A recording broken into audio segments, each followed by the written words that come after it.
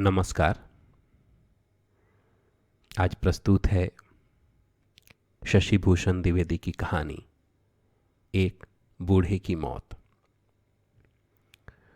कहानी लिखने के लिए कहानी ढूंढनी पड़ती है। पता नहीं यह कितना सच है, मगर अब तक हर कहानी लेखक ने मुझसे यही कहा है कि कहानी लिखना खासा मुश्किल काम है। कभी कभी मुझे भी ऐसा ही लगता है, कारण कि जो चीज हमारे सबसे ज्यादा नजदीक होती है वही इतनी दूर होती है कि हम उसके बारे में कोई निर्णय नहीं कर पाते। मगर यहां निर्णय किसे करना था? हम तो उस दिन एक अदद कहानी की तलाश में थे, एक ऐसी कहानी जो सिर्फ कहानी हो और कुछ नहीं। हां, कई बार ऐसा होता है कि कहानी उपन्यास भी हो जाती है, कविता भी, और खैर जाने दीजिए, हम क्यों बेवजह कहानी का पुराण खोलें। 100 बात की एक बात यही कि कहानी कभी विशुद्ध नहीं होती, बहुत कुछ होती है। इस बहुत कुछ के बीच ही हमें एक कहानी तलाशनी थी। कहानी का विषय था एक बुढ़ा मर गया। अब भला बताइए कि यह भी कोई विषय हुआ? बुढ़े तो मरते ही रहते हैं, उनका क्या? मगर नहीं, बात इतनी आसानी से टालना उस वक्त हमारे वश में नहीं था। रह रहकर एक ही बात दिमाग में आती कि बूढ़ा मरा क्यों, बूढ़े मरते ही क्यों हैं, जैसे मूर्खतापूर्ण सवाल भी तब हमारे जेहन में कौंध रहे थे। इस बीच बूढ़ों की मौत के संबंध में कई संभावनाएं भी हमने ब्यौरेवार खोज निकाली। मसलन बुढ़ापा स्वयं में एक रोग है जो धीरे धीरे शरीर और मन मस्तिष्क को छीण करता जाता है। अंततः मौत की त्रासद नियति ही उसका सार्थक उपचार है। या बुढ़ापा जवानी की गलतियों का नतीजा होता है, परिणाम स्वरूप मौत उसका पलायन बिंदु। एक संभावना और थी जो कि बंबईया हिंदी फिल्मों से उठाई गई थी, यानी बुढ़ापे में आदमी नकारा हो जाता है, बच्चे उसे घर से निकाल देते हैं और वह आत्महत्या जैसा जघन्य कदम उठा लेता है। संभावनाएं अपार थीं, उतनी ही जितनी कि आसमान में तारे होते हैं, और हम इन तमाम संभावनाओं से रूबरू होते हुए एक से एक शानदार बूढ़ों की जन्मपत्रियां खोल रहे थे। आप यकीन नहीं करेंगे, इस बीच हमने इतने बूढ़ों की जन्मपत्रियां खोली कि एक बार तो हमें शक ही हो गया कि हिंदुस्तान कहीं बूढ़ों का ही देश तो नहीं। एक ढूंढो तो 1000 मिलते हैं, और फिर जवानी में बुढ़ापा और बुढ़ापे में जवानी के किस्से भी यहां कम नहीं। कुल मिलाकर कहानी लिखने के लिए सारे हालात कंफ्यूजन पैदा करने वाले थे। ऐसे में बाबू जानकी प्रसाद सिंह का मिलना एक सुखद संयोग ही कहा जाएगा। हालांकि यह दुखद भी कम नहीं था, लेकिन वह दूसरा किस्सा है। फिलहाल छोड़िए उसे। तो जिस अस्पष्ट से बूढ़े की हमने अब तक कल्पना की थी, जानकी बाबू उससे ठीक विपरीत चुस्त दुरुस्त और सुलझे हुए इंसान थे। फिर जैसी आज के बूढ़े से आशा की जाती है, ठीक वैसे ही सूट बूट की तमाम आधुनिकता से लैस जानकी बाबू 77-75 की उम्र में भी खासे जवान दिखते थे। जिस सदी हुई राजसी चाल से वे चलते, उसे देखकर लगता जैसे पुराने राजवंशों का इतिहास एकाएक पलटी मारकर आज के उत्तर आधुनिक युग में पहुंच गया है। हालांकि यह 20वीं सदी का अंत था और सारा देश 21वीं सदी में जाने को तैयार था।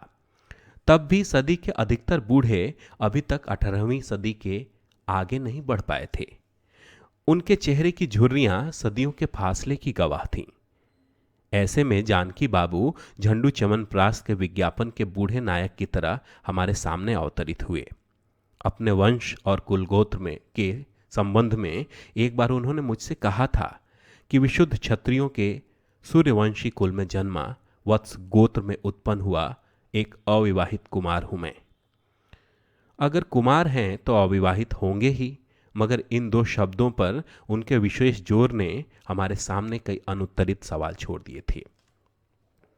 उस वक्त हमने सोचा कि ठाकुर साहब अब शायद अपने अखंडित ब्रह्मचर्य की कथा कहेंगे, मगर उन्होंने कुछ नहीं कहा, सिर्फ शून्य में ताकते रहे।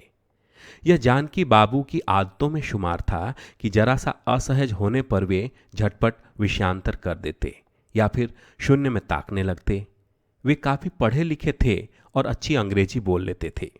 शायद इसीलिए जब कभी अपनी बात कहते तो बात में दम लाने के लिए किसी न किसी विश्व प्रसिद्ध पुस्तक या लेखक का नाम जरूर लेते। फलां लेखक ने भी यही कहा है वाला भाव उनकी बातचीत का स्थायी भाव था। वैसे जानकी बाबू बोलते कम ही थे, इतना कम कि कई बार तो लोग उन्हें गूंगा बहरा तक समझ लेते। इतनी सब खासियतों के बावजूद जानकी बाबू अकेले थे। हालांकि अपने अकेलेपन का दुखड़ा उन्होंने कभी किसी के सामने नहीं रोया, फिर भी लोग मानते थे कि वे अकेले हैं और अकेलापन उन्हें सालता है। नाते रिश्तेदारों और मित्रों से कटे जानकी बाबू की दिनचर्या सुबह 4 बजे से शुरू होती, जब उठकर वे नहाते धोते, पूजा पाठ करते और फिर घूमने निकल जाते। प्रातः भ्रमण का यह शौक उन्हें कब से लगा कोई नहीं जानता, लेकिन हां, लोगों ने जब से उन्हें घूमते देखा है, पीतल की मूठ वाली खूबसूरत छड़ी हमेशा साथ देखी है। एक तरह से यह छड़ी जानकी बाबू की पहचान थी, क्योंकि जानकी बाबू जिस सुबह अपने कमरे में मरे हुए पाए गए, तब भी यह छड़ी उनके हाथ में ही थी। इस छड़ी का प्रयोग भी वे किसी तलवार की तरह ही करते थे। कभी कभी राह चलते कुत्ते जब उन्हें घेर लेते तो उन्हें लगता जैसे दुश्मनों ने उन पर हमला कर दिया हो और वे चक्रव्यूह में फंस गए हों। फौरन उनकी तलवार यानी पीतल की मूठ वाली छड़ी सक्रिय हो जाती। ऐसे अनेक किस्से जानकी बाबू के साथ जुड़े हुए थे। इस तरह के किस्सों के पीछे मूल भाव यही था कि ठाकुर साहब आज भी खुद को मध्यकालीन राजवंशों का एक कुल दीपक ही मानते थे। हर वक्त उन्हें यही शक रहता कि कहीं न कोई उनके खिलाफ षड्यंत्र कर रहा है। हमारा ख्याल है कि शायद अपनी शादी भी उन्होंने इसीलिए नहीं की, वरना जानकी बाबू में क्या कमी थी। खैर, यह हमारा एक कयास ही है। इस संबंध में हमारी उनसे कोई विशेष बात नहीं हुई। जानकी बाबू की मौत के ठीक 1 दिन पहले मैं उनसे मिला था। गजब का उत्साह था उस दिन उनमें। शायद यह खबर उन तक पहुंच गई थी कि सुदूर अमेरिका के किसी भूभाग में एक विलक्षण चेतनाशील वैज्ञानिक ने मानव क्लोन का आविष्कार कर लिया था। क्लोनिंग की छोटी मोटी जानकारी भी अब तक जानकी बाबू को हस्तगत हो चुकी थी। अखबारों की कटिंग और पत्रिकाओं का पुलंदा लिए जानकी बाबू उस दिन अपनी स्टडी में बैठे कुछ सोच रहे थे। सोच क्या रहे थे? शून्य में ताक रहे थे, जैसे कि उनकी आदत थी। हमारे यूं अचानक पहुंच जाने से भी उनकी मुद्रा में कोई विशेष परिवर्तन नहीं आया। सिर्फ उनके हाथों ने कुछ हरकत की और एक तरह से हमें बैठने का इशारा कर दिया। याद नहीं हम कितनी देर तक यूं ही बैठे रहे। कभी मेज पर पड़े कागजों को उठाते पढ़ते, कभी जानकी बाबू को देखते। हमने देखा कि उस वक्त जानकी बाबू के चेहरे पर एक गहरी उदासी छाई हुई थी। अचानक उनके मुंह से कुछ अस्फुट से शब्द हवा में लहराने लगे। न हन्यते हन्यमाने शरीरे।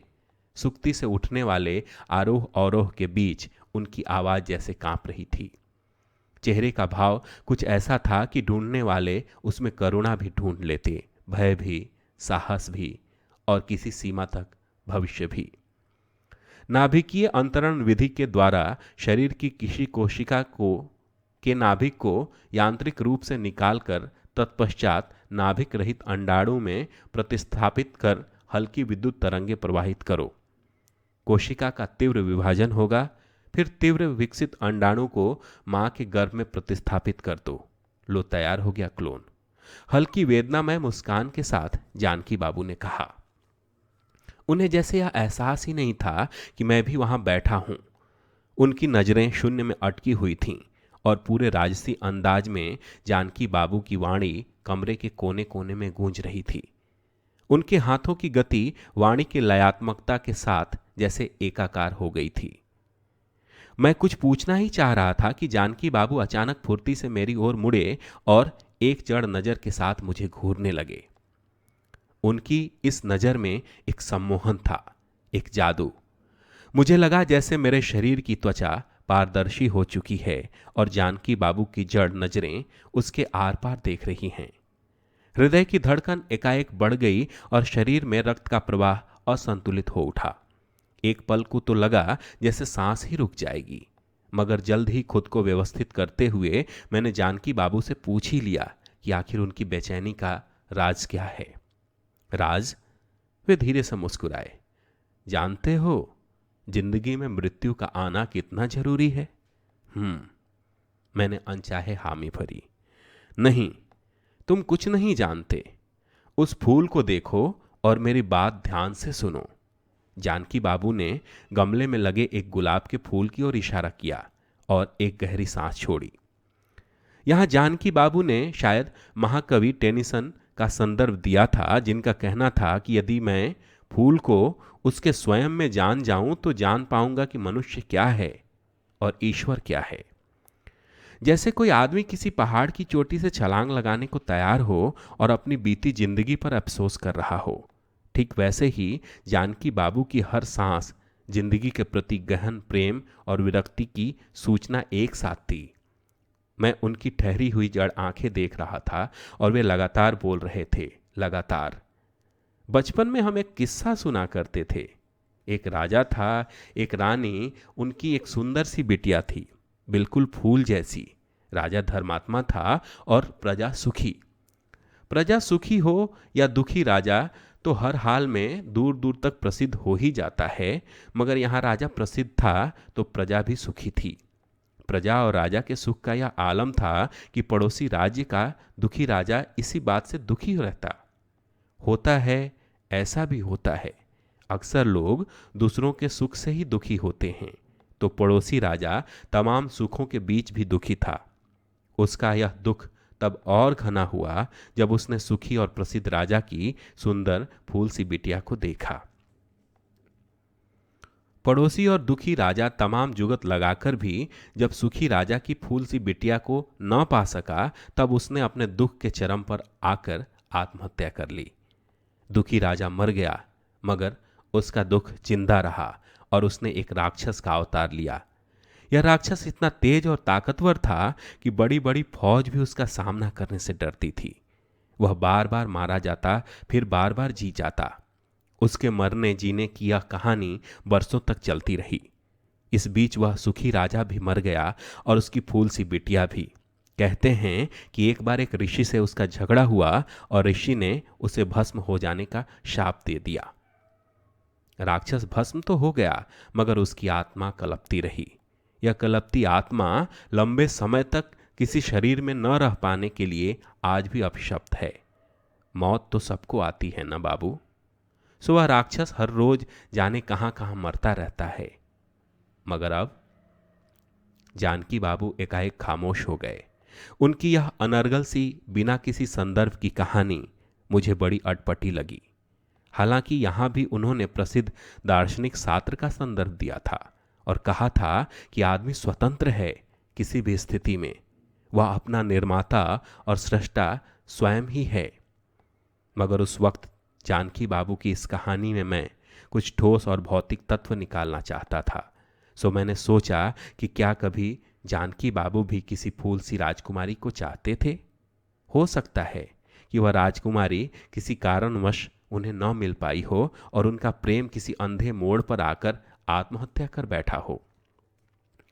कुल मिलाकर उस वक्त यही अनुमान लगाया जा सकता था कि जानकी बाबू का मृत प्रेम उसके बाद विध्वंसक हो गया और राक्षस के प्रतीक में इस कहानी में जीने लगा। जो हो, जानकी बाबू अपनी रौह में बहते चले जा रहे थे। कहने लगे, महाशय, जीवन के बाद पुनर्जन्म होता है या नहीं मुझे नहीं मालूम, लेकिन इतना तो निश्चित है कि इस जीवन का खत्म होना बहुत जरूरी होता है। क्यों? मैंने पूछा। फिर मुझे अपने ही सवाल पर शर्म भी आई, कारण कि कई बार नैराश्य के चरम क्षणों में भी मैं इस बात का हामी हुआ हूं कि इस जीवन का खत्म होना जरूरी है। लेकिन यह अच्छा ही हुआ कि जानकी बाबू ने मेरा क्यों नहीं सुना, वरना मुझे और जाने क्या क्या सुनना पड़ता। उस रात की बात का कुल लबोलुआब यही था कि जानकी बाबू अपने कथा नायक राक्षस के पुनर्जीवन की आशंका से व्यथित थे। यह तो हमें बाद में पता चला कि वह राक्षस कौन था और जानकी बाबू उसके पुनर्जीवन की आशंका से क्यों व्यथित थे। उस रात जब हम बिना कुछ पूछे समझे बूझे लौटने लगे तो जानकी बाबू ने हाथ पकड़कर रोक लिया और कहा, अभी मेरी बात पूरी नहीं हुई है, पता नहीं पूरी होगी भी या नहीं। फिलहाल ये डायरी तुम ले जाओ, पढ़ लोगे तो समझ जाओगे कि यह बूढ़ा मरने को इतना उतावला क्यों है। मैंने डायरी ले ली और चुपचाप चलाया। सुबह उठा तो सुना कि जानकी बाबू अपने कमरे में मरे पाए गए। सचमुच यह खबर सुनकर मेरे रोंगटे ही खड़े हो गए थे, कारण कि उस रात जानकी बाबू से मिलने वाला अंतिम व्यक्ति शायद मैं ही था। पुलिस कभी भी मेरा दरवाजा खटखटा सकती थी।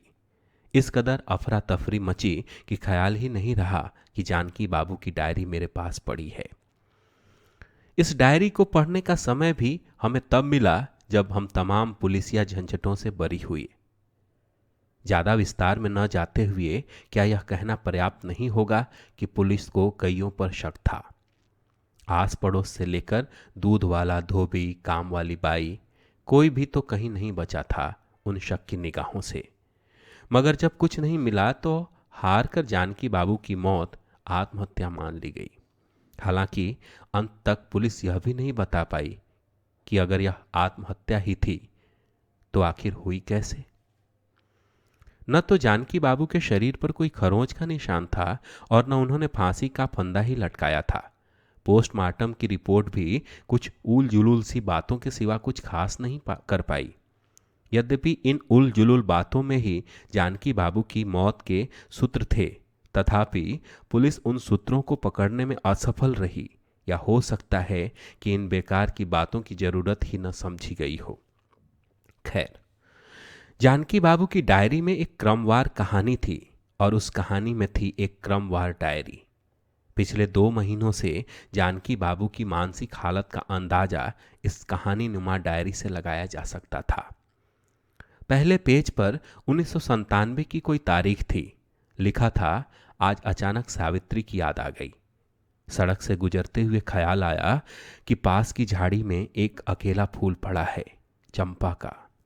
स्मृति 50 साल पहले घिसटती चली गई, जब चंपा के फूल की सफेदी मन में प्रेम की पवित्रता भर देती थी। सावित्री को देखकर चंपा की याद आती और चंपा को देखकर सावित्री की। श्वेत धवल बादलों पर मन मयूर उड़ा करता था तब। इसके बाद डायरी के 5 पृष्ठ खाली थे। छठे पर लिखा था, पिछले 5 दिनों से अंदर की व्यथा लगातार गहरी होती जा रही है। बार बार बचपन में सुनी दुखी राजा की कहानी याद आती है। राक्षस के पुनर्जीवन की आशंका व्यथित कर रही है। अब जीना संभव नहीं और मरना भी मुश्किल। स्मृतियां लगातार पीछे मुड़ रही हैं। कैनवास पर बने चित्र खंड खंड हो रहे हैं और जिंदगी को रेशा रेशा बुनने की ताकत हाथों से चुकती जा रही है। यह क्या होता जा रहा है मुझे? क्या यह आने वाली मौत की धमक है या? सावित्री कहा करती थी कि जिनमें जीने का जज्बा होता है वे कभी मरते नहीं, मगर मरने की इच्छा ढोता या अभिशप्त जीवन न जीने देता है न मरने। एक एक कर सब साथ छोड़ते जा रहे हैं, सारे मित्र, हितैषी, सारे सपने। बोलता हूं तो लगता है कि शब्द पराए हैं, फिर बोलना नहीं रहता, आत्मलाप हो जाता है। इस अंत समय में जब इच्छाओं का अंत हो जाना चाहिए, वे बढ़ती जा रही हैं। बीते जीवन को लेकर मन में नित नवीन संभावनाएं सी उठती हैं। बीते जीवन का रोना है, ऐसा ना होता तो कैसा होता, काश कि वैसा होता। शादी कर ली होती तो आज जिंदगी क्या होती। सोचता हूं तो मन भ्रमित हो जाता है। अब वैसा रोमांटिक भाव भी नहीं रहा। उस वक्त तो मन पर चरम आदर्श का मुलम्मा चढ़ा था। सपने थे कि आंखों के सामने दिन में भी लहराते हुए लगते, और फिर जब क्रांतियां जगहंसाइयां बन गईं तब भ्रम टूटा। क्षत्रिय कुल गोत्र में उत्पन्न ठाकुर जानकी प्रसाद सिंह, तुम मान क्यों नहीं लेते कि पूर्वजों की कीर्ति पताका फहराने का जीवट तुम में नहीं था? तुम एक हारे हुए राजा की तरह आगे युद्ध न करने की कीमत पर महज पेंशन याफ्ता होकर रह गए। फिर अगले पेज पर लाल रंग की स्याही से लिखा था, जीने के लिए कुछ तो ऐसा होना ही चाहिए जो जीवन को प्रेरणा देता रहे, कोई सपना, कोई आदर्श। मगर देखता हूं कि इधर हर चीज बिछलकर टूट रही है। जिस जवानी से कभी प्रेरणा लेता था, उसकी बातें भी अब समझ से बाहर होती जा रही हैं। रोज नए नए शब्द जो हमने कभी सुने ही नहीं थे, आंखों के आगे छाते जा रहे हैं। मन जाने किस मायालोक में पहुंच गया, समझ नहीं आता। इस प्रकार पृष्ठ दर पृष्ठ बाबू जानकी प्रसाद सिंह की कहानी आगे बढ़ रही थी। यह एक ऐसी कहानी थी जिसमें किसी तरह का कोई उतार चढ़ाव नहीं था। सावित्री नामक जिस चरित्र का जगह जगह जिक्र था, उसके बारे में भी कहानी में कोई पूर्व सूचना नहीं थी, सिवाय इसके कि सावित्री के साथ जानकी बाबू ने एक बार संभोग किया था। कहानी में एक अजीब अंतर विरोध यह भी था कि सावित्री के लिए जानकी बाबू घृणा और प्रेम का इजहार लगभग साथ साथ कर रहे थे। सावित्री तब जवान थी और मैं उससे प्रेरणा लेता था, जैसे वाक्य डायरी में कई जगह बिखरे हुए थे। सच पूछिए तो जानकी बाबू की यह प्रेरणा स्रोत सावित्री एक वेश्या थी। वेश्या और प्रेरणा स्रोत, बात कुछ अटपटी है, लेकिन यह सच था क्योंकि सावित्री एक मंजी हुई वेश्या थी। यह उस समय की बात है जब जानकी बाबू किशोर वय के थे और राष्ट्रीय स्वतंत्रता आंदोलन में भाग ले रहे थे। डायरी में खोजबीन से पता चलता है कि उस समय जानकी बाबू कभी नेहरू की तरह बोलते तो कभी गांधी की तरह। बात बात में राष्ट्र, स्वतंत्रता और स्वाभिमान उनके चिर परिचित जुमले हो गए थे। घर पर एक बड़ी कोठी थी, जमीन जायदाद थी, नौकर चाकर और कारिंदों की तो कोई खैर कोई कमी ही न थी। एक खास सामंती ठसक के बीच जानकी बाबू का बचपन बीता था। संस्कार थे कि छुड़ाए न छूटते। खादी के वस्त्रों के बीच भी स्वर्ण खचित अंग वस्त्रम का ख्याल आता। उस समय भी उनके घर में एक हाथी था और पिता बताया करते कि दादा ने मरते वक्त घर पर 5 हाथी छोड़े थे। हाथी, घोड़े, तलवार और कोड़ों की दुनिया से निकलकर किस तरह से एक किशोर खादी की दुनिया में आया, यह एक लंबी कहानी है। उस संघर्ष के समय में भी शायद कभी जानकी बाबू की मुलाकात सावित्री से हुई होगी। जानकी बाबू द्वारा सुनाए उस मिथक के अनुसार यहां हम अटकलें ही लगा सकते हैं कि शायद सावित्री किसी बड़े घर की बिटिया रही हो, राजकुमारी सी लगती हो, फिर किसी कारणवश वेश्या बन गई हो, या हो सकता है कि वह वेश्या ही हो। अपने अहम की तुष्टि के लिए जानकी बाबू ने उसे राजकुमारी का दर्जा दे दिया हो। जो हो, इसमें एक शब्द कॉमन है, वेश्या, जिसका जिक्र सावित्री के लिए जानकी बाबू कई बार अपनी डायरी में कर चुके थे। तो जानकी बाबू का सावित्री के साथ ठीक उस दिन संभोग हुआ जिस दिन दिल्ली के वायसराय हाउस में वायसराय लॉर्ड इरविन ने प्रवेश किया था। साभार जानकी बाबू की डायरी। पुराने समय में जब कोई राजा अपने नए महल में प्रवेश करता था तो जनता खुशियां मनाती थी। वायसराय लॉर्ड इरविन के गृह प्रवेश के समय जानकी बाबू खुशियां तो न मना सके, हाँ, सावित्री के साथ संभोग जरूर किया। इस घटना का वर्णन करते हुए वे लिखते हैं, गुस्से से खून खौल रहा था, शिराओं में उत्तप्त रक्त का प्रवाह एक अजीब हलचल भरी उत्तेजना पैदा कर रहा था। मन करता था कि एक झटके में सब नष्ट भ्रष्ट कर दूं। सावित्री को बाहों में लेकर जब मैंने उस विध्वंसक प्रक्रिया को जानना चाहा तो पाया कि मेरा गुस्सा नपुंसक है। इस नपुंसक गुस्से के साथ जानकी बाबू एक तरफ सावित्री में चंपा के फूल की धवल पवित्रता का पान करते तो दूसरी तरफ उसी शरीर से भयानक दुर्गंध का एहसास भी उन्हें कचोटता रहता। मगर ये सब बातें गौण थीं। जानकी बाबू की मौत के असली कारण दूसरे थे। जानकी बाबू जब मरे तब उनके हाथ में एक छड़ी थी। जैसा कहा जाता है, अंधे की लाठी एकमात्र सहारा। ठीक उसी तरह यह छड़ी उनका एकमात्र सहारा थी।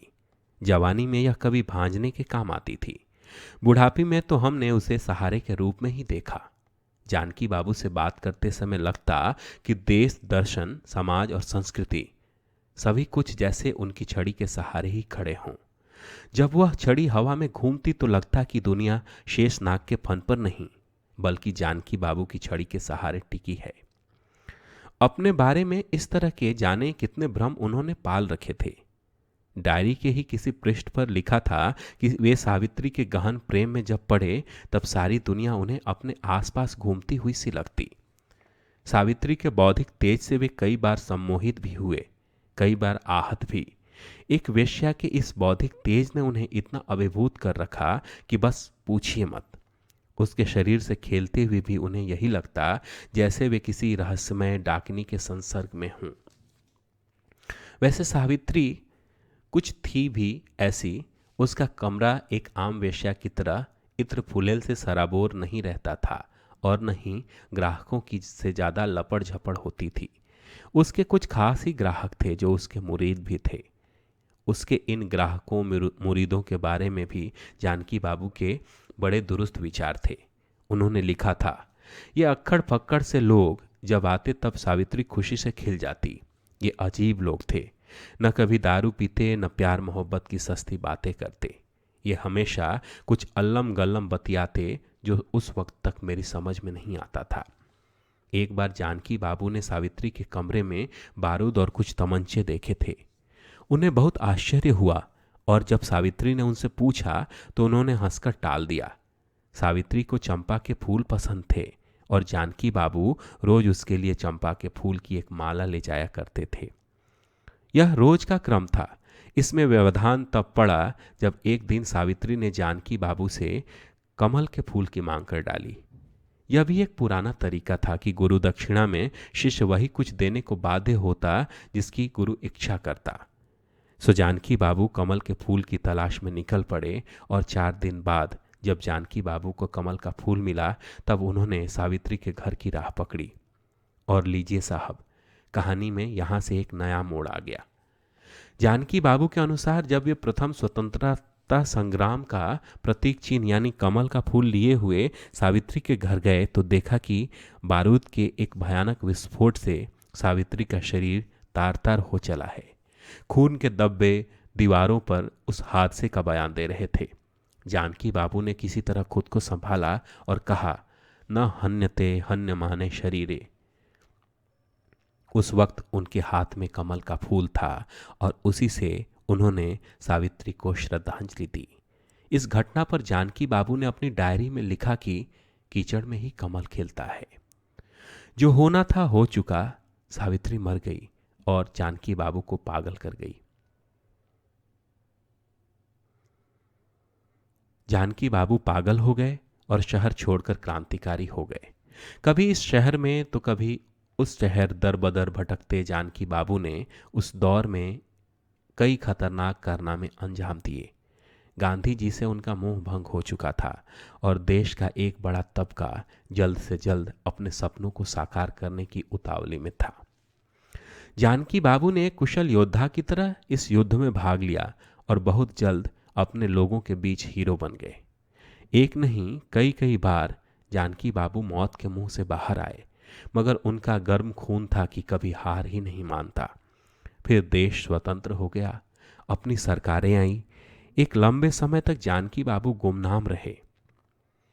शायद यह गुमनामी का वही दौर था जब जानकी बाबू ने दुनिया भर की तमाम किताबें चाटी थीं। उस समय सुभाष चंद्र बोस की मृत्यु के संबंध में सारे देश में एक भ्रम फैला हुआ था। लोग यह मानने को तैयार ही नहीं थे कि सुभाष बाबू मर भी सकते हैं। गली मोहल्लों में यह बात अक्सर उठती कि सुभाष बाबू मरे नहीं बल्कि अंग्रेजी सरकार को चकमा देकर कहीं गायब हो गए हैं। सही समय पर वे सामने आएंगे और देश को अंग्रेजी पिट्ठुओं से बचाएंगे। सुभाष बाबू के बारे में यह अफवाह और जानकी बाबू का वह गुमनामी जीवन लगभग एक ही समय की 2 प्रमुख घटनाएं थीं। इन दोनों घटनाओं के बीच का सूत्र यह था कि जानकी बाबू की कदकाठी कुछ कुछ सुभाष बाबू की तरह लगती थी और लोग अक्सर उन्हें सुभाष बाबू का ही रूप समझ लेते। उन दिनों जानकी बाबू अयोध्या में एक कुटिया बनाकर रहा करते थे। दाढ़ी बढ़ा ली थी और हमेशा एक रामनामी दुपट्टा ओढ़े रहते। जानकी बाबू लिखते हैं कि उन्होंने करीब 20 वर्ष तक लोगों की इस आशावादिता का सम्मान किया और अपने बारे में तरह तरह की अफवाहें सुनते रहे। फिर एक दिन की बात, जानकी बाबू सरयू के किनारे खड़े थे। सूर्य अस्ताचल में था। चारों तरफ एक अभूतपूर्व शांति बिखरी हुई थी, सिवाय एक बांसुरी की धुन के, जो रह रहकर उनके कानों तक आती और लौट जाती। मंत्रमुग्ध से जानकी बाबू इस बांसुरी की धुन में खोए रहे। जब चेतना लौटी तो पाया उनके शांत पड़े खून में फिर से गर्मी आ गई है। उन्होंने जब उस बांसुरी वादक की खोज की तो पाया कि सरयू किनारे एक बुढ़िया हाथ में बांसुरी लिए अकेली बैठी है। जानकी बाबू को फिर अचानक सावित्री की याद आई और देखा कि उस बुढ़िया के चेहरे में सावित्री का चेहरा लहरा रहा है। बिना किसी सामान्य शिष्टाचार के जानकी बाबू ने जब उससे कहा कि बहन, तुम्हारी बांसुरी में मुझे पहली बार प्यार के नहीं घृणा के स्वर सुनाई दिए, तो बुढ़िया बोली, भैया ये बांसुरी एक युद्ध का तुमुल घोष है। जानकी बाबू हतप्रभ देखते रहे और बुढ़िया अंतर्ध्यान हो गई। जानकी बाबू ने लिखा है कि इसके बाद उन्होंने अयोध्या छोड़ दी और काशी आकर बांसुरी बजाना सीखने लगे। वर्षों तक जानकी बाबू बांसुरी सीखते रहे, मगर कभी भी उन्हें वह स्वर पकड़ में नहीं आया जो उस बुढ़िया ने बजाया था। कहते हैं कि बांसुरी की इजाद कृष्ण ने की थी और इसके जरिए प्रेम का अपना संदेश दिया था। जानकी बाबू ने भी बांसुरी का उपयोग किया और युद्ध का संदेश दिया। वे जब भी बांसुरी बजाते तो उन्हें लगता कि दुनिया में कहीं न कहीं किसी न किसी कोने पर विद्रोह का बिगुल बज उठा है। वे खुश होते और फिर दूने जोश से बांसुरी बजाते थे। जानकी बाबू को अपने जीवन में दो चीजों से विशेष प्रेम था। एक तो पीतल की मूठ वाली छड़ी, दूसरा उनकी बांसुरी। छड़ी भीतर से खोखली थी और जानकी बाबू अपनी बांसुरी को छड़ी के खोखल के भीतर ही छुपा कर रखते, मानो वह कोई अवैध हथियार हो। जानकी बाबू के अंतिम वक्त में भी यह बांसुरी उनकी छड़ी के खोखल में ही रही थी। जानकी बाबू ने लिखा था कि जब रोम जलता था तो नीरो बांसुरी बजाता था। मैं भी बजाता हूं, क्योंकि दुनिया में कहीं न कहीं तो यह आग जलनी ही चाहिए। तो इस तरह अपनी अंतिम सांस तक जानकी बाबू बांसुरी बजाते रहे और जलते हुए रोम को अपना आशीर्वाद देते रहे। जानकी बाबू ने लिखा कि दुनिया जो है उसे वैसा ही नहीं होना है। चीजों को बदलना होगा। चीजें बदलती भी हैं, मगर सवाल बदलाव के हथियारों का है। सारी दुनिया अपने अपने हथियारों के लिए लड़ रही है। इस लड़ाई में जानकी बाबू अपने हथियार को कितना सुरक्षित रखते थे, यह तो जाहिर ही हो गया। अब दूसरी बात कि लड़ते हुए जानकी बाबू ने आत्महत्या क्यों की और किस तरह की। तो जानकी बाबू की हत्या या आत्महत्या का किस्सा कुछ इस तरह से है। उस रात जब जानकी बाबू मानव क्लोन के आविष्कार से हतप्रभ थे और निराशा के उस दौर में मुझे दुखी राजा की कहानी सुना रहे थे, ठीक उसी रात एक घटना घटी। जानकी बाबू अपने कमरे में उठ बैठे और जीवन और मृत्यु की संभावनाओं पर विचार कर रहे थे। उनके हाथ में जापानी यौगिक क्रियाओं की एक पुस्तक थी। अपने गुमनामी के दौर में जानकी बाबू ने इस तरह की यौगिक क्रियाओं का खासा अध्ययन किया था और उनका व्यवहारिक प्रयोग भी। सिर्फ एक हाराकिरी ही थी जिसका उन्होंने कभी कोई प्रयोग नहीं किया। हमेशा विचार ही करते रहे। उन्होंने सुना था कि हाराकिरी करने वाला आदमी मरता नहीं, सिर्फ शरीर छोड़ता है। अपने तमाम कर्मों की स्मृति के साथ सही समय पर वह नए शरीर में प्रवेश करता है। उसकी यात्रा फिर वहीं से शुरू होती है जहां से उसने छोड़ी थी। जानकी बाबू ने लिखा, मैं कर्म बंधन से मुक्ति नहीं चाहता। अभी मुझे बांसुरी के उस स्वर को पकड़ना है जो उस बुढ़िया ने सरयू के किनारे बजाया था। और फिर जानकी बाबू उस छड़ी के खोखल से अपनी बांसुरी निकालकर बजाने लगे जो उनके हाथ में थी। यह रात के 9 बजे का समय था। लोग अपने अपने घरों में दुबक चुके थे। जानकी बाबू की बांसुरी की धुन ने जैसे उन सबको एकाएक सोते से जगा दिया। कुछ खींचे हुए, कुछ बौखलाए, कुछ ने शराब का सहारा लिया तो कुछ टीवी की हाई वॉल्यूम पर सब कुछ भूलने का प्रयास करने लगे। कुछ ऐसे भी थे जो गुस्से से झींकते जानकी बाबू का दरवाजा पीटने लगे। जानकी बाबू ने उस वक्त लिखा, लगता है मानव क्लोन आ गए हैं। अब लड़ाई अपने अंतिम दौर में है। दरवाज़ा पीटते लोगों का शोर अब ज़्यादा बढ़ गया। तब जानकी बाबू उठे, दरवाज़ा खोला तो देखा 20 तमतमाए चेहरे उनका स्वागत कर रहे हैं। जानकी बाबू को उन सब चेहरों में धुंधलाता हुआ सावित्री का चेहरा भी दिखाई दिया। जानकी बाबू इससे पहले कुछ कहते कि लोगों ने उनके हाथों से बांसुरी छीन ली और उसके 2 टुकड़े कर दिए। काफ़ी देर तक लोग बड़बड़ाते रहे और जब बड़बड़ाते हुए गए तब जानकी बाबू ने टूटी हुई बांसुरी के टुकड़े उठाए और फिर उन्हें अपनी छड़ी के खोखल में सहेज कर रख लिया। इस बार उन्होंने उसे किसी हथियार के रूप में नहीं बल्कि किसी पुरातात्विक स्मृति के रूप में सहेजा था। मैं शायद इस घटना के बाद ही उनसे मिला था।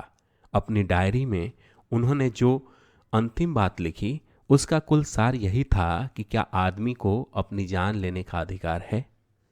यह एक गंभीर दार्शनिक सवाल था जिसे वे मानव क्लोनों की मायावी दुनिया के बीच से पूछ रहे थे। उन्होंने लिखा कि क्लोन भी लड़ाई का एक हथियार होगा जो अंततः दुनिया की तमाम बांसुरियों को तोड़ देगा। फिर न जलता हुआ रोम होगा न बांसुरी बजाने वाला नीरो। जानकी बाबू ने उस रात अपने नाभि प्रदेश के किसी निश्चित बिंदु पर सुई चुभोकर हाराकिरी की थी। अंतिम समय तक उनका यह विश्वास बरकरार रहा कि उन्हें फिर आना है, मानव क्लोनों की इस दुनिया में, और बांसुरी की उस धुन को पकड़ना है जो बुढ़िया ने सरयू के किनारे बजाई थी। इसके बाद जानकी बाबू ने कांट का यह प्रसिद्ध वाक्य लिखा कि वस्तु स्वलक्षण अज्ञेय है। जानकी बाबू मर गए मगर हम सबको एक गहरा अपराध बोध दे गए। मैं आज भी सोचता हूँ कि उनकी इस हत्या या आत्महत्या का जिम्मेदार कौन है। इधर सुनने में आया है कि सरकार सुभाष बाबू की अस्थियां जापान से अपने देश लाने की तैयारियां कर रही हैं। अब सचमुच सुभाष बाबू के बारे में प्रचलित वे तमाम अफवाहें खत्म हो चली हैं जिनमें यह विश्वास था कि सुभाष बाबू मर नहीं सकते, वे छिपे हैं। सही समय पर वे फिर आएंगे। और शुक्रिया।